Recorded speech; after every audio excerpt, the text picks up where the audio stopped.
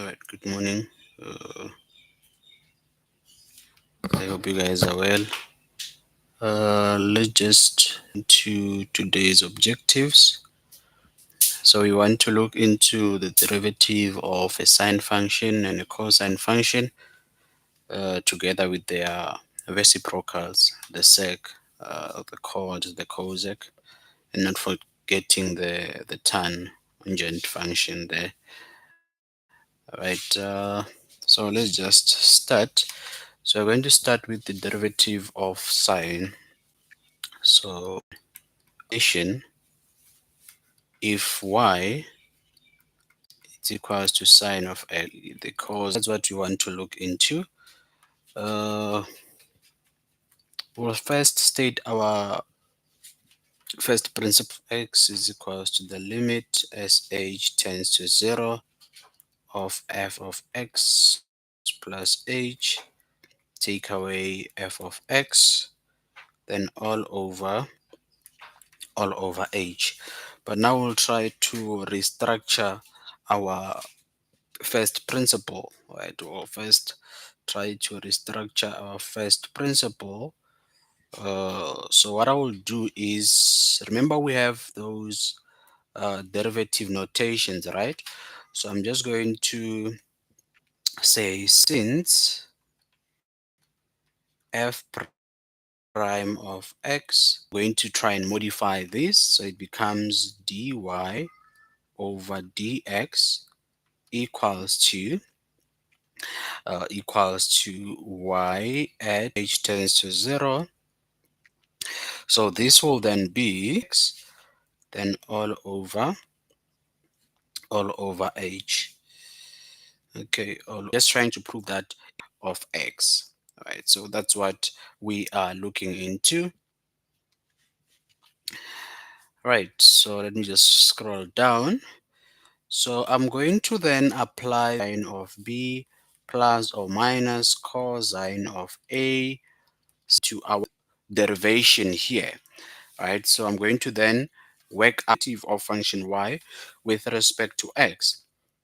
So that is nothing but the limit as h tends to 0. Now I'm going to then apply my sine of h.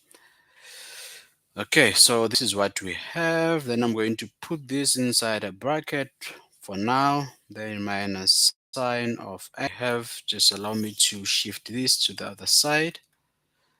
Right, so I hope that is clear. By the cosine of x, then be all over h. Right, so just trying to rearrange the term like a common factor. Okay, which tends to 0. We have a common factor here, which is there, multiplied by the sine of h all upon. Here we'll then try to take away or rather apply the into this whole thing by of the cosine of x times that. Okay, I'm just applying the properties of limits or the sum rule of limits, right? So which allows me to then split out. Okay, so if we then look into this, we can write our sine of x since this limit is taken independently with respect to h. So this will then be the then add by the cos. So that's what we have. That's what we have. That's what we have. Uh, right. So remember, okay. So this is well known to be the sine of h. Why it is known to be equals to 1. So that's what we have. That's what we have. That's what we have. Okay, there dy over dx. This will then divide by 0, then add by that guy to say that if y of x. Okay, so we have proved that. We have proved that. We have proved that. The second part is to then prove but is nothing but the sign of x, right? The sign of x. Not sure if we looked into the product rule and the quotient rule proof. Okay. Otherwise, we'll just put them there since they are well known.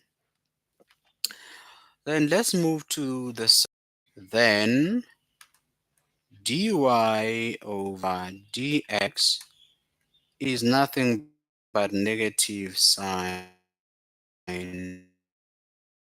of x. Alright, so we're going to prove this the same way we did with the previous one.